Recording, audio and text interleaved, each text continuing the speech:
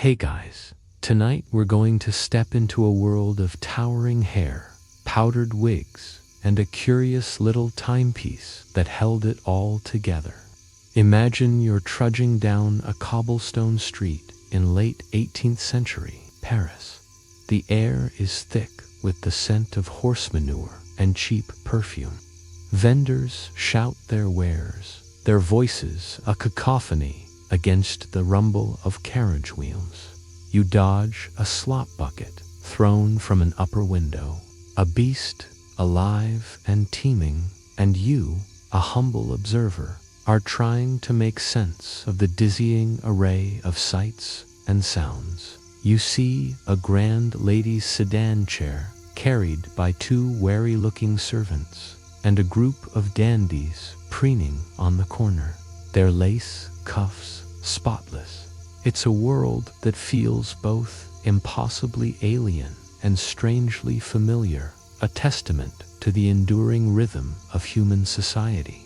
You probably wouldn't survive a week.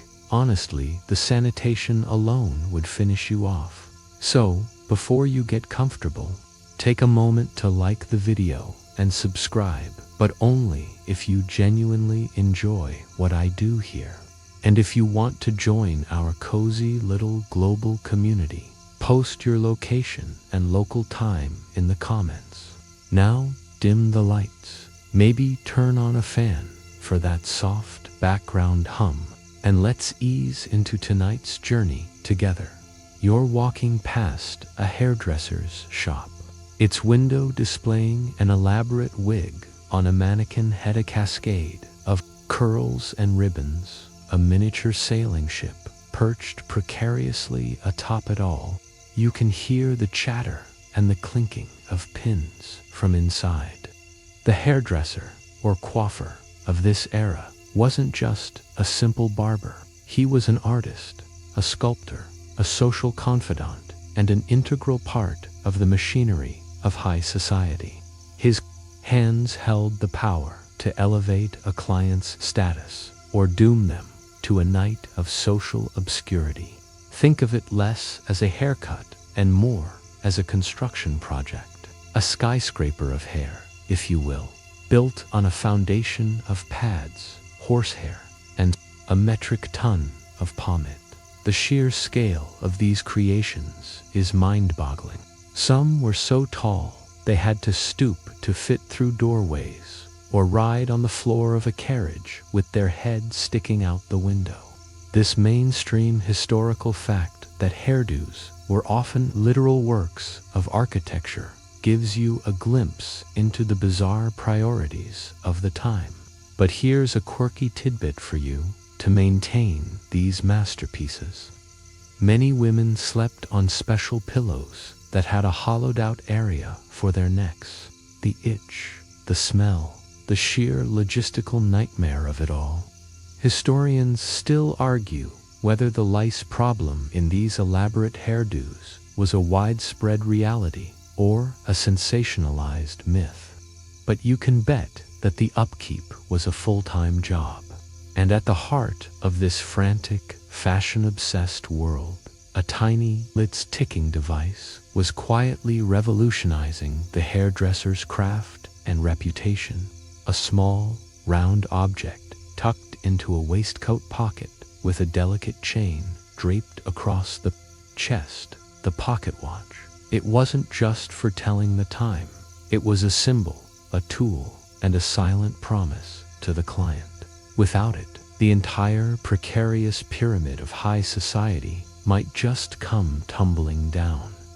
The hairdresser of the 18th century wasn't just working with hair. He was working with gravity, social convention, and a client's deepest insecurities. Imagine for a moment that you are a coiffeur named Jean-Luc, and a prominent duchess has summoned you. You arrive at her sprawling townhouse, your kit clutched in your hands. Her appointment isn't just about a style, it's about a statement. The hairdo you are about to construct isn't just a hairstyle.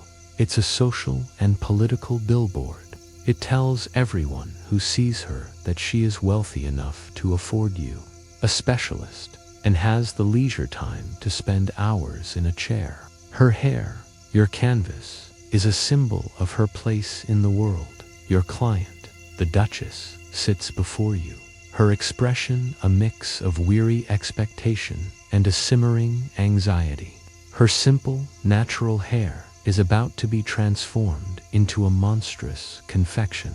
First, you might start with a base of pads, little pillows of wool, or horsehair to give the structure its foundation. This is where the engineering begins. You're not just teasing hair, you're building a scaffold.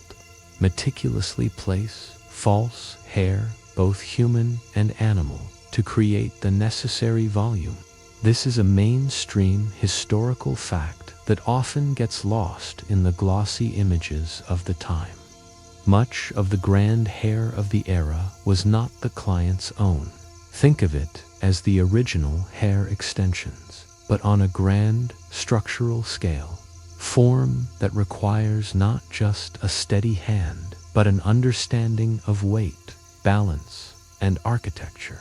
You begin to apply pomade, a mixture of animal fat, wax, and perfume to hold the shape. Then comes the powder. You pull out a bellows, and a cloud of white, gray, or even pink dust fills the air. This powder, often made from finely ground wheat or rice starch, is not just for color. It adds texture and absorbs the natural oils, a necessary evil for a style that will last for days or even a week. It's a messy, theatrical process, and you, the artist, are at the center of it all. You are, in effect, a performance artist whose stage is a velvet chair. Now, clocks, little windmills, and even cages with live birds were sometimes incorporated into the most extravagant styles. Imagine having a tiny, ticking timepiece in your hair. It's a ridiculous, wonderful thought that perfectly encapsulates the excess of the era. The Duchess would then be able to tell the time by looking in the mirror, though it's safe to say she probably already had a few pocket watches of her own. But it all adds to the spectacle, doesn't it? As you work, you notice the Duchess shifting. In her chair, a silent glance toward the grandfather clock in the corner. Her gaze, however, is a distraction. You know that to truly master your craft, you need your own sense of time.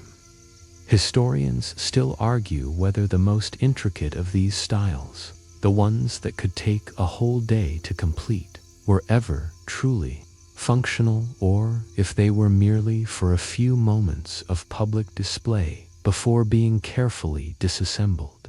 But for you, Jean-Luc, the reality is a little more grounded. You have another appointment at noon, and then another at 2. You can't afford to be late. The reputation of a master coiffeur is built not just on the quality of his work, but on the certainty of his arrival.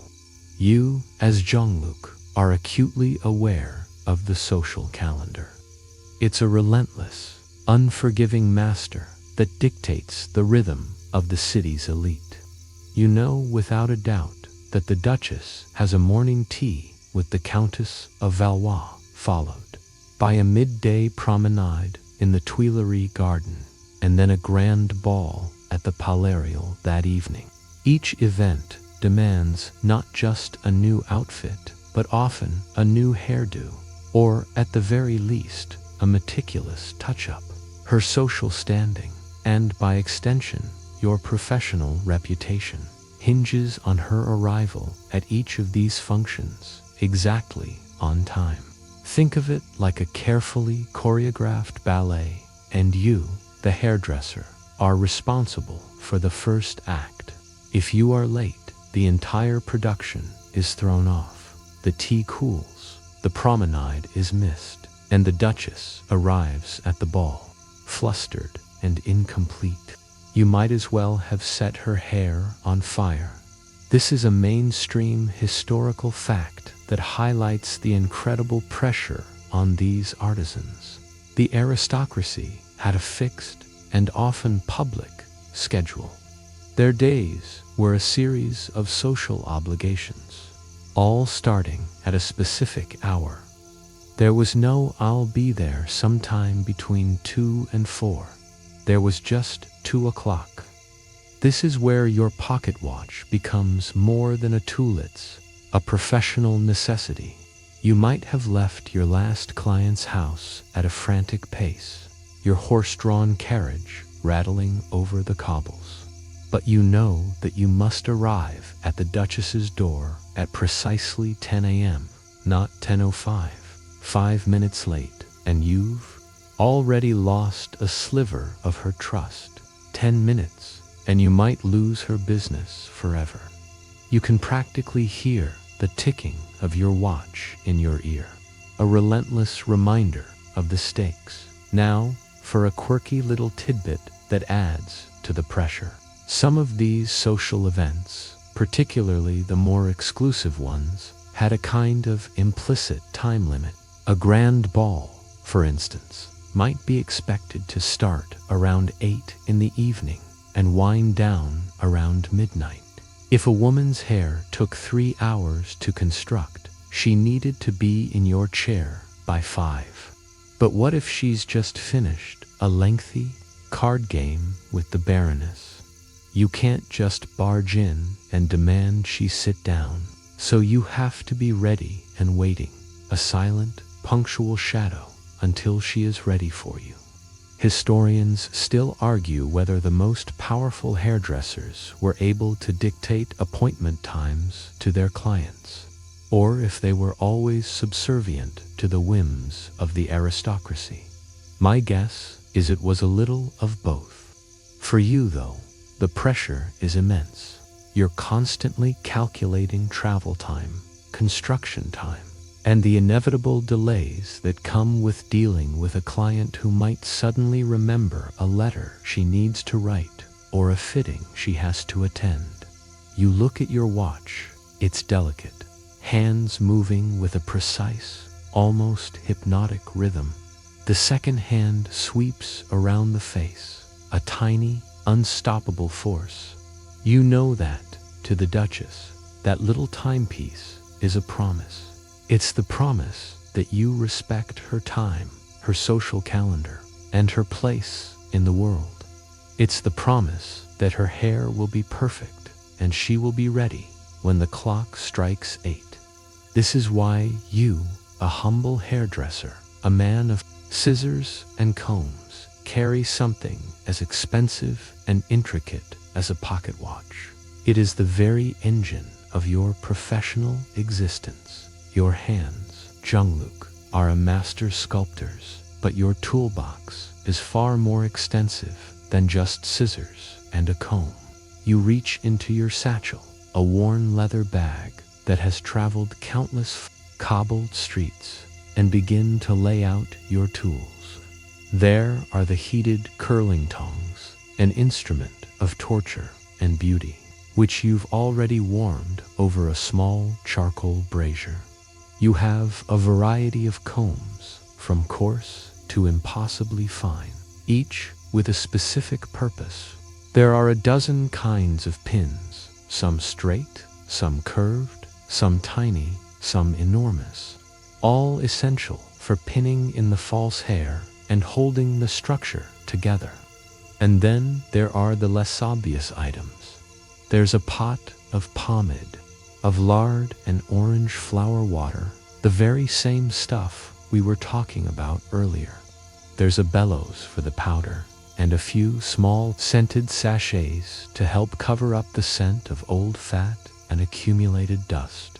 But among all this, the most crucial tool isn't a comb or a pin.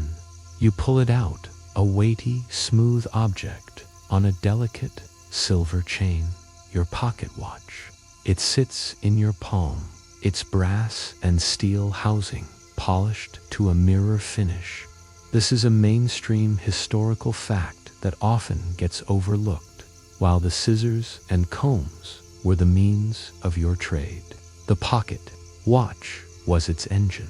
Without it, the entire process would devolve into chaos. Consider the process. A large, elaborate coiffure can take 3 hours.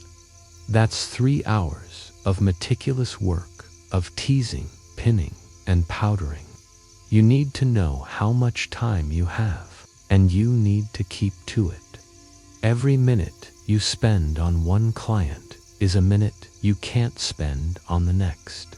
Your watch tells you not just the time, but the tempo of your day. It's a silent, ticking foreman, keeping you on schedule and on budget. Now, for a quirky little tidbit that shows just how much a timepiece was part of the hairdresser's kit. Some of the more innovative coiffeurs had custom-made watches that included a small, engraved representation of a comb or a pair of scissors on the face, subtly advertising their profession to anyone who might catch a glimpse of the watch. It was a discreet, clever piece of self-promotion. Imagine a tiny pair of scissors where the number 6 should be. A little touch of professional pride on your most valuable possession. Historians still argue whether these professional symbols were a mark of genuine pride or a desperate attempt to legitimize a trade that was sometimes looked down upon by the old money aristocracy. To you, though, the watch is simply a non-negotiable part of your professional identity. You gently open the cover of your watch with your thumb, its face, a simple, elegant design of Roman numerals. The second hand moves with a steady, reliable rhythm. You glance at it, your mind already calculating the next steps. How much time do you have to apply the pomade? How long until you start the curling? The watch is a constant presence, a silent conversation between you and the demands of the day. You place it carefully on a small table beside the Duchess's chair. It's ticking a soft, rhythmic backdrop to the rustle of hair and the clink of pins. It's the sound of precision, the sound of your craft. Your pocket watch, Jean-Luc, is more than just a tool. It's a statement. As you place it on the small side table, the Duchess glances at it, a flicker of appreciation in her eyes. It's not just the gleam of the silver case or the crisp Roman numerals. It's what it represents. A pocket watch in the 18th century was not a commonplace item.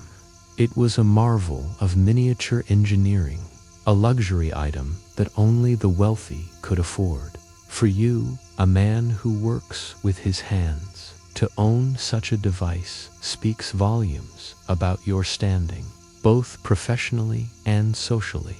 This is a mainstream historical fact. A pocket watch was a quintessential status symbol for the rising middle class and successful artisans of the era. While the aristocracy might have had ornate, jewel-encrusted timepieces, a working man's watch was a sign of his ambition and success. It said, "I am not a servant waiting on my master's clock. I am a professional, and I manage my own time."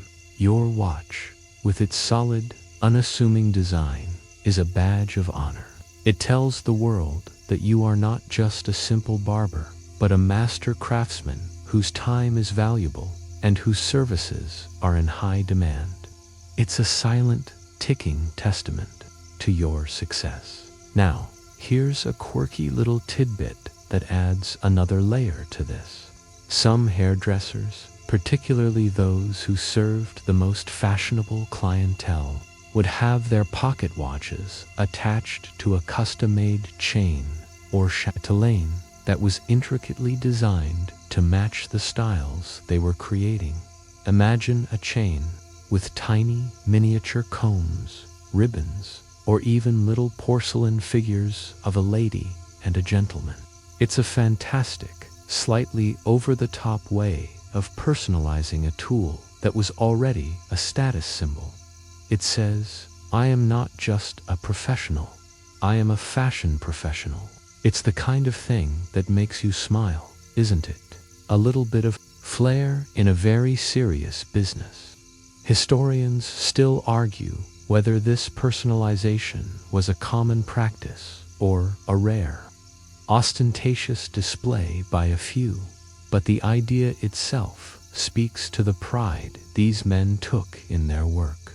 For you, Jean-Luc, the watch represents something more profound. It represents your independence. You are a man who is in control of his schedule, not a servant who must follow the whims of his master. When you open the watch and glance at the time, you're not just checking the hour. You're confirming your mastery of it. You have an appointment with a countess after this and a baroness after that. You have a reputation to maintain and a family to feed. Your time is your livelihood, and this little watch is the key to managing it all. You are a man on the move, a man in demand, and your pocket watch is the proof of it. The pocket watch, Jean-Luc, is a silent partner in your business, a key to a system of economics that would be unrecognizable to a modern-day hourly wage worker. Your fees aren't just for the finished product. They are for your time, your skill, and your punctuality. A mainstream historical fact about your profession is that hairdressers often charged based on a combination of factors, including the complexity of the style and the amount of time it took. A simple, elegant coiffure might take an hour and cost a modest sum, while a towering, bejeweled masterpiece could take all day and command a staggering fee. You and your fellow coiffeurs often had to be masterful estimators of both time and money. When a client asked for a specific style, you had to be able to look at their hair, assess the required materials, and then, most importantly, calculate the hours you would be dedicating to the project.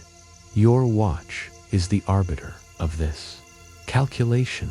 You are with the Duchess now, and as you work, you are constantly thinking about the clock. You know that you have allocated 3 hours for this particular creation. You have already agreed on a price based on that estimate. If you finish in 2.5 hours, you are a master of efficiency, and you can get to your next appointment a little early. If it takes you 4 hours, you are losing money. Your time is your inventory, and your watch is your inventory manager. It's a beautifully simple and at the same time brutally honest system. Every tick of the second hand is a tiny, measurable unit of your life and your livelihood. Now, for a quirky little tidbit that shows the lengths some hairdressers went to protect their time. Some of the most sought-after coiffeurs would have a clause in their contracts that stipulated an extra fee for any client delays. If the Duchess was late to her appointment, or if she insisted on a sudden change in style that required an extra hour, you would be able to charge her for the wasted time. It's a brilliant piece of business savvy, isn't it? It puts the responsibility for the schedule on the client as well as the hairdresser. Historians still argue about how often these clauses were enforced.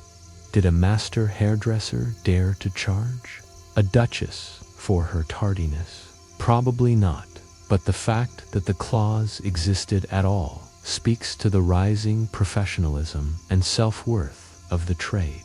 As you work, you can feel the pressure, not just to create a beautiful hairdo, but to do it within the allotted time. The Duchess is a demanding client, and she is paying for a specific level of service delivered at a specific hour. You glance at your watch. The hands move slowly, steadily. You are a human hourglass, and your time is precious. You remember a similar situation a few months ago when a particularly verbose countess couldn't stop talking, and you had to politely but firmly redirect her attention so you could finish the curling before the pomade got too stiff. A gentle laugh escapes you as you remember the awkwardness of it all. You can't tell a countess to shut up, but you can certainly work faster. The watch on the table is your ally in this silent battle for control over your own day. Your pocket watch, Jean-Luc, is a silent, ticking contract between you and your client. It's an unspoken promise that you, the skilled artisan, will be there when you say you will. In a world where a significant portion of the population didn't own a clock or even have a clear concept of precise time, your punctuality was a mark of your professionalism. This is a mainstream historical fact. The increasing availability and accuracy of personal timepieces in the 18th century directly contributed to the professionalization of many trades. You are not just a craftsman, you are a reliable businessman, and your watch is the proof. Think of it as the ultimate form of customer service. You're not just providing a service, you're providing a guarantee. The Duchess is not just paying for a magnificent coiffure, she is paying for the peace of mind that comes with knowing her hairdresser will arrive on time, finish on time, and allow her to attend her social engagements without a moment of stress. Your watch is a symbol of that peace of mind. It's a guarantee of reliability in a world that, outside of the rigid social calendar, could be incredibly chaotic and unpredictable. When you arrive at her door, your watch ticking away in your waistcoat pocket, you are a beacon of order in the frenetic world of high society. Now, for a quirky little tidbit, some of the most sought-after coiffeurs in London and Paris would actually present a small, pocket-sized calendar to their most valuable clients, meticulously detailing their upcoming availability. This was a way of reinforcing the idea that their time was a commodity and that their services were in such high demand that clients needed to book weeks in advance. It was a subtle and probably very effective form of advertising, solidifying the hairdresser's status as a professional whose time was as valuable as a lawyer's or a doctor's. Historians still argue whether this was a genuine scheduling tool or just a brilliant marketing gimmick, but either way, it shows how these professionals used every tool at their disposal to elevate their trade. You, Jean-Luc, understand this. On a deep, personal level, you have a family to support and a reputation to maintain. You can't afford to be late. If you are late for one client, it could have a cascading effect, making you late for the next and the next. You could lose multiple clients, and the gossip in high society spreads like wildfire. Remember that crocodile dung sunscreen we were talking about last time? Trust me, the gossip about a late hairdresser travels even faster. Your pocket watch, with its steady, unwavering ticking, is your shield against that chaos. It's the physical embodiment of your professional promise. As you continue to work on the Duchess's hair, you feel the rhythm of the clock in your head, a constant, gentle reminder to stay focused, to stay on track, and to honor the sacred, unspoken contract that is your punctuality, the art of time.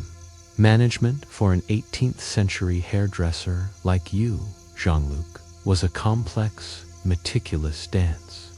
It wasn't just about showing up on time. It was about orchestrating your entire day with the precision of a Swiss watchmaker.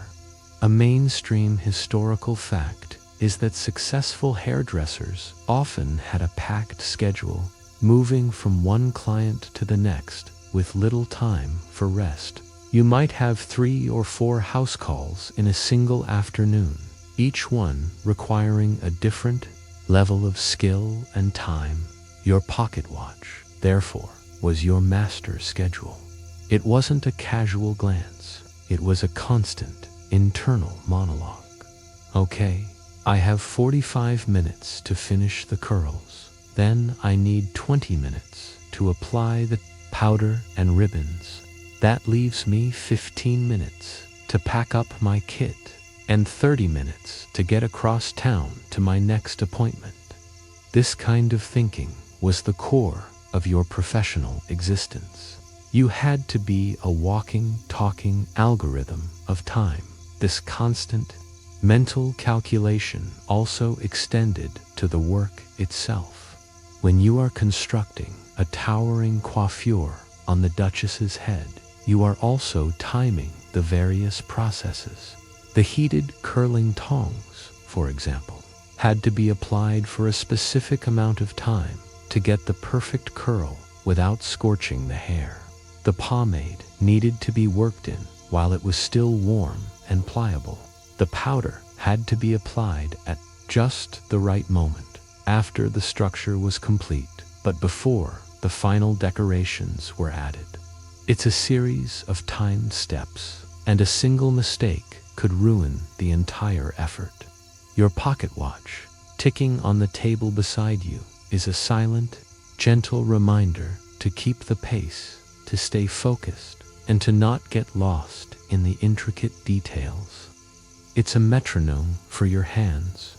Now for a quirky little tidbit that adds a touch of humor to this serious business. Some hairdressers, to manage their time and their clients, developed a system of subtle hand signals with their apprentices. A tap on the side of the head might mean, "We're running late, let's speed up the curling." A gentle clearing of the throat might signal, "We need to wrap this up in 10 minutes. It's a fantastic, almost theatrical way of communicating under the nose of a demanding client.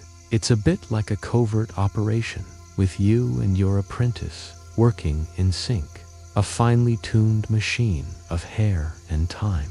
Historians still argue about how widespread this practice was, but the idea itself is a testament to the ingenuity and resourcefulness of these artisans. You glance at your watch now, the final ribbons being tied into place on the Duchess's masterpiece. The hands are exactly where you expected them to be. You have a few minutes to spare, just enough time to carefully pack your kit, bow respectfully to your client, and head out the door. The satisfaction you feel isn't just from creating a beautiful hairdo. It's from knowing that you have honored your promise, respected your client's time, and maintained your professional integrity. The ticking of the watch is the sound of a job well done. You, Jean-Luc, are not just a hairdresser. You are an applied chemist, a master of potions and tinctures, and a keen observer of cause and effect. The pocket watch in your hand isn't just for scheduling appointments. It's a crucial instrument for ensuring the success of your pseudo-scientific hair treatments.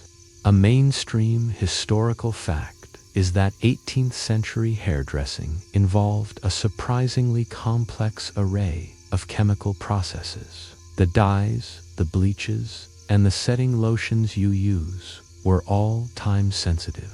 Applying a strong chemical for too long could result in a disaster, while not long enough would render it useless. Consider the process of bleaching hair. You might use a mixture that includes lye and various herbs to lighten a client's coiffure. This is a delicate and dangerous procedure. You apply the solution, and then, with your watch in hand, you time it to the second. A few minutes too long. and you could severely damage the client's hair, turning it into a brittle, straw-like mess. A few minutes too short, and the color won't take. You are walking a razor's edge, and your pocket watch is the only thing keeping you from a professional catastrophe. Similarly, when you are mixing a setting lotion, often a concoction of gum, Arabic, and water, you need to know how long it will take to dry and harden. If you start too early, it will drip. Too late, and the curls won't hold. The pocket watch is a constant, steady reminder of the precise timing required for every single chemical reaction. Now, for a quirky little tidbit that shows the creativity of these artisans. Some hairdressers would develop their own secret formulas for dyes and pomades, with the exact timing being a crucial trade secret component.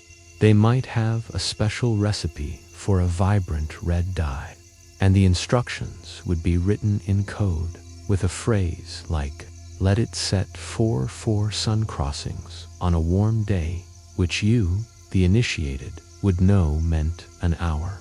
This was a way of protecting their intellectual property in a world without patents. Historians still argue whether these secret formulas were genuinely unique and effective, or if they were mostly just marketing fluff to impress a gullible clientele. But for you, Jean-Luc, a master of your craft, you know the difference between a good formula and a bad one, and you know that the timing is just as important as the ingredients. You glance at your watch as you carefully apply a thin layer of setting lotion to the Duchess's hair. The second hand sweeps around the face with a quiet, confident tick. You know exactly how long this needs to sit before you can begin the final stage of decoration. Your hands are steady, your movements are precise, and your mind is completely focused on the task at hand. The pocket watch is not just a timepiece. It's a scientific instrument, a tool of precision and control. Without it, you would be guessing.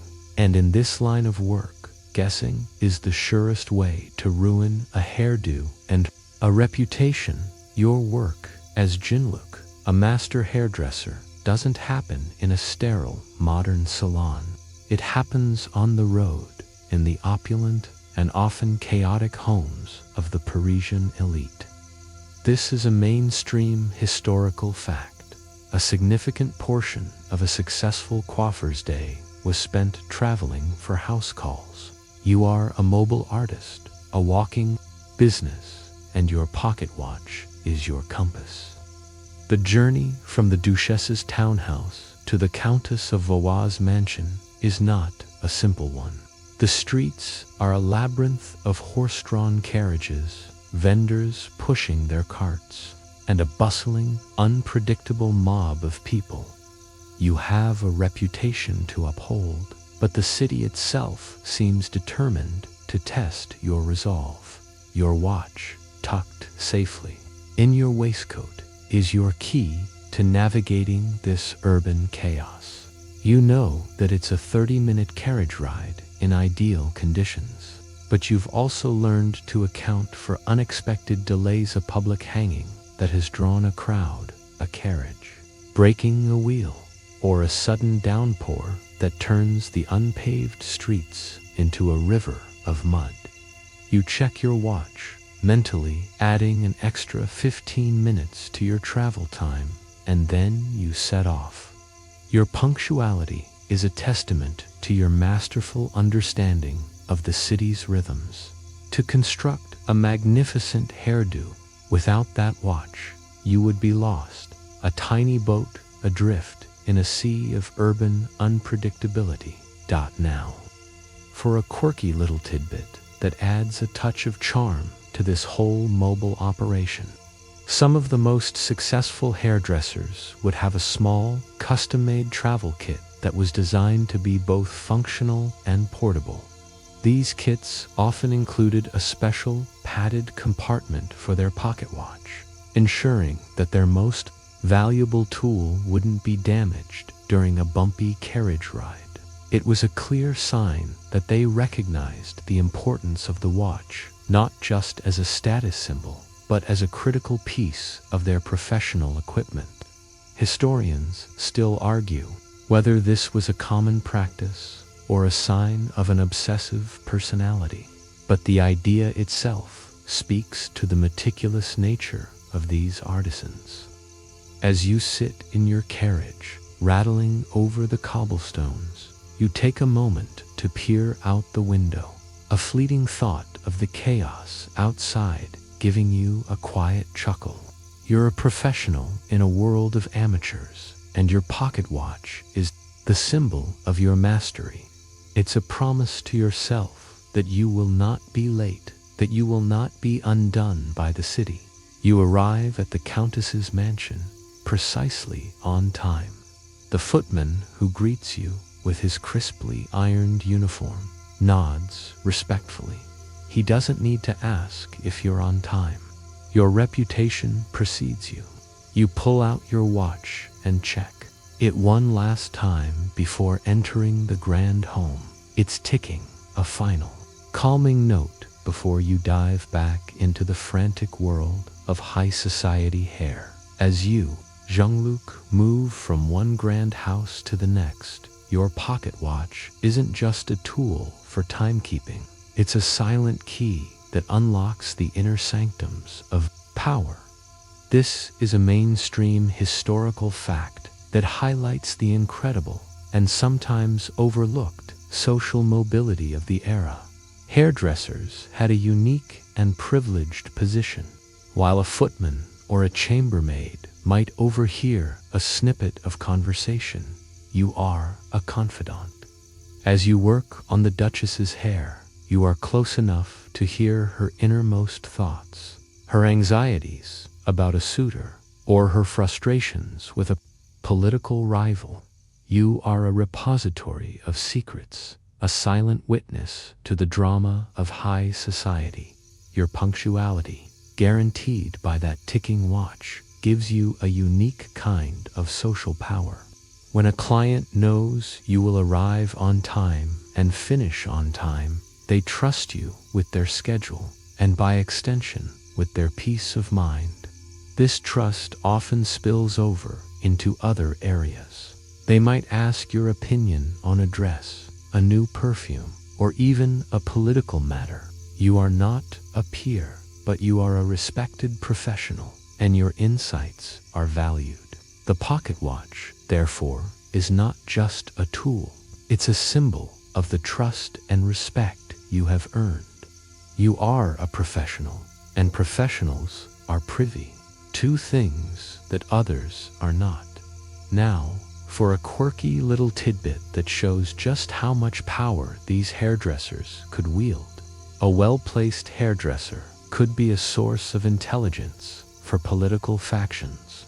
He might hear about a secret meeting, a financial crisis, or a planned rebellion, and then, in his next appointment with a different client, he might subtly drop a hint or offer a piece of advice that would tip the scales. It's a fantastic, almost cinematic idea, isn't it?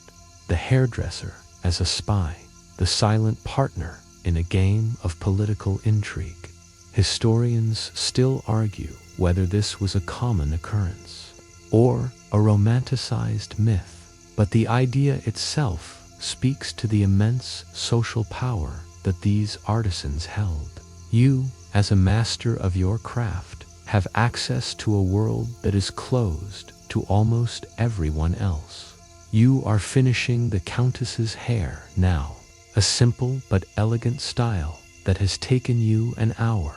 As you pack up your tools, she asks you, with a conspiratorial whisper, if you have heard any news about a certain scandalous affair. You smile, a knowing, gentle smile. You have heard everything, of course, but you are a professional. You simply say, the city is always full of rumors, my lady, and I am too busy with my work to pay them any mind. You have protected her secret, and she knows it. The unspoken bond between you is strengthened.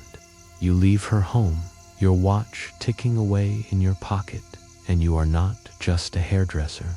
You are a keeper of secrets, a purveyor of peace of mind, and a man with a quiet, undeniable power. Not every hairdressing session in 18th century Europe was a triumph of precision and artistry. Jean-Luc say, in a world with no electricity, no modern tools, and an incredibly high demand for complicated coiffures, disaster was always just a single, fumbled second away. A mainstream historical fact that is both amusing and a little cringeworthy is that hairdressing accidents were a surprisingly common occurrence. A moment of distraction, a faulty watch, or a client's sudden movement could turn a masterpiece into a mess and a socialite into a figure of fun. Imagine the horror of applying a bleaching solution for a few minutes too long. The client's hair, a beautiful, rich brunette, would turn into a fried, orange-tinged frizzle. You would have to desperately try to fix it with powder, but the damage would be done. The woman would be forced to wear a hat or a scarf to her next social engagement, a sign of her embarrassment and your failure. The gossip would be ruthless. Similarly, imagine if a curl was set with a heated tong that was too hot. The stench of burnt hair would fill the room, and a singed patch of scalp might be the unfortunate result. These were not minor mistakes. They were professional catastrophes that could ruin a career. The pocket watch, with its steady, reliable tick, was your best defense against these disasters. It was the only thing standing between you and the social disgrace of a singed coiffure. Remember that crocodile dung sunscreen. A bad hairdo was 100 times worse. Now, for a quirky little tidbit that shows the lengths some people would go to in order to avoid these disasters. Some clients, particularly those who were particularly vain or anxious, would actually have a second clock or watch in the room, a silent overseer to ensure the hairdresser was working at the correct pace. It was a clear sign of distrust and a subtle pressure that you, as the professional, had to simply endure. Historians still argue whether this was a client's right to demand or an insulting show of micromanagement, but it's a fantastic example of the high stakes involved in your work. As you finish up a beautiful, soaring coiffure on a younger client, a moment of memory hits you. A few years ago, you had a new watch, one that you now realize was slightly unreliable. You were timing a complicated dye job, and the watch stopped for a full 2 minutes without you noticing. The result was a patchy, uneven color that was a nightmare to fix. You had to work for an extra 2 hours on your hands and knees with a tiny brush, applying touch-ups. You can still remember the embarrassment of it all. That's why you now rely on your current watch, a masterpiece of German engineering with a steady, unflappable tick. The Duchess's hair is beautiful, perfect, and a testament to your skill and your watch's reliability. The ticking is a calming presence, a whisper of a job well done. The pocket watch you carry, Jean-Luc, is a small miracle of 18th century technology. You open its cover and turn it over in your hand, feeling its weight and the faint, almost imperceptible vibration of its inner workings. This is a mainstream historical fact. The 18th century saw incredible advances in horology, the science of timekeeping. Your watch, with its fusee and chain, its balance wheel and hairspring, is a testament to the ingenuity of a new class of artisans. It's a mechanical heart, a tiny ticking engine that is far more accurate and reliable than anything that came before it. The pocket watch works on a principle of controlled energy. The mainspring, a tightly wound coil of steel, provides the power. But a simple spring would lose tension and slow down as it unwound. The fusee, a cone-shaped pulley, solves this problem. A tiny chain wraps around the fusee and unwinds as the mainspring unwinds, compensating for the loss of tension and ensuring a consistent flow of power to the watch's escapement. This escapement, in turn, regulates the movement of the gears, and the balance wheel and hairspring work together to create a regular, rhythmic oscillation that is the very soul of the watch.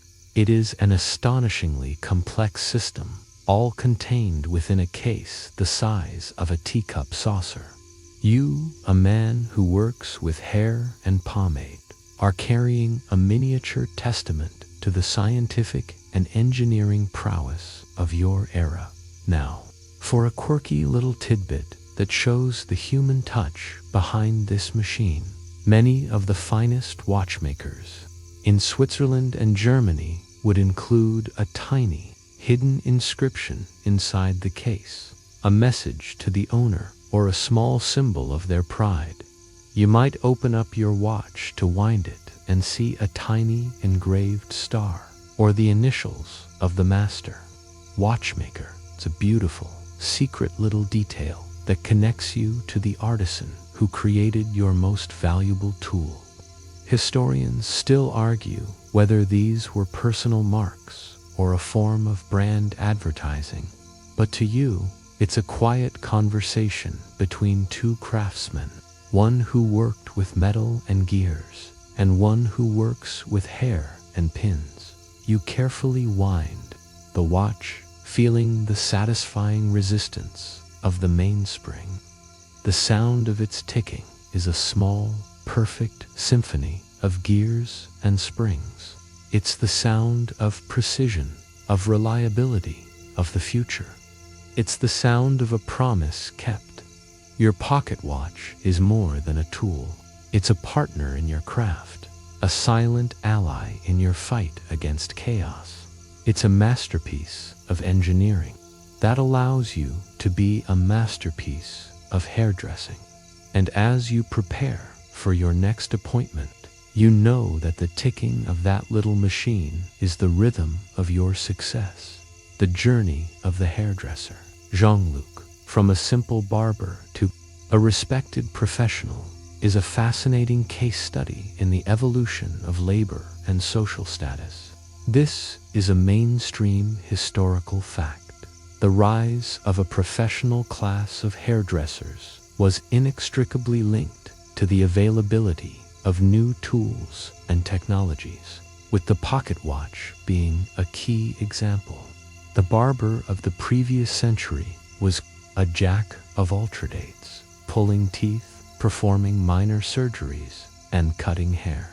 You, a coiffer of the late 18th century, are a specialist, a master of a single, highly valued craft. Your pocket watch, with its precision and its status as a luxury item, is the physical manifestation of this transition. It's a symbol of your professionalization, a mark that you are no longer just a laborer, but a craftsman whose time, skill, and reputation are all valuable commodities. The watch allowed you to move beyond the confines of a simple barbershop.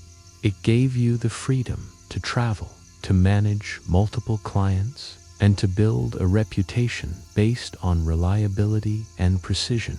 It was the tool that allowed you to become a successful, independent businessman. You are a pioneer, in a way, a part of a new class of artisans who used technology to elevate their trade and their social standing.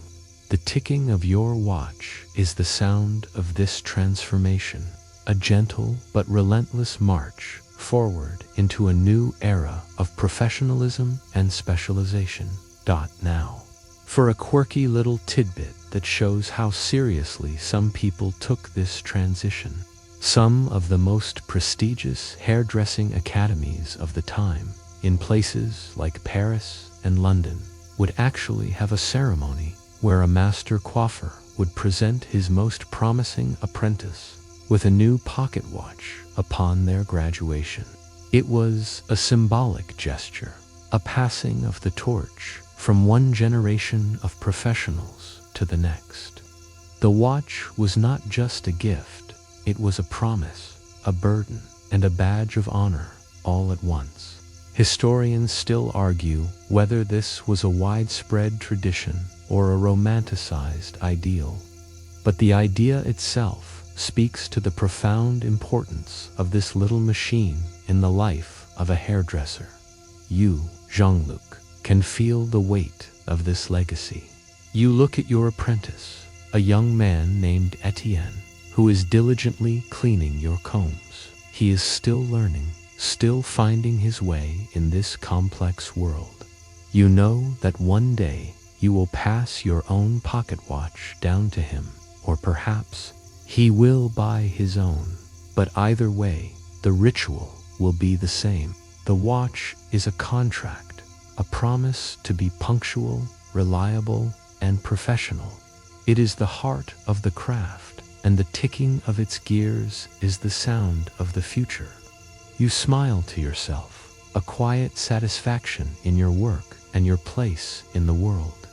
So, Jean-Luc, let's take a final quiet moment to reflect on that small, ticking device in your pocket. We've seen how it wasn't just for telling the time. It was a status symbol, a professional promise, a tool of science, and a compass for navigating a chaotic world. A mainstream historical fact we can finally tie together is this: the pocket watch was the single object that allowed the 18th century hairdresser to transcend his trade and become a respected professional. It was the physical embodiment of his transition from a simple laborer to a master artisan whose time, and by extension his skill, was a valuable commodity. It represented a fundamental shift in the way society viewed both time and work. Think back to the Duchess, shifting in her chair, the weight of her social calendar on her shoulders. Her anxiety was your opportunity. Your punctuality, guaranteed by the ticking watch, was a source of immense comfort for her. It was a promise that she would be ready, beautiful, and on time for her grand ball. It was a promise of control in a world that often felt out of control. And for you, it was the engine of your business, the metronome for your hands, and the key to your success. Now, for one last quirky little tidbit, a final, fading image of this bygone era. In some of the more progressive cities, the most fashionable hairdresser shops would have a small, beautifully crafted sign in the window, often featuring an intricately carved pocket watch next to a comb and a pair of scissors. It was a public declaration of their professional values, a visual contract with their potential clients.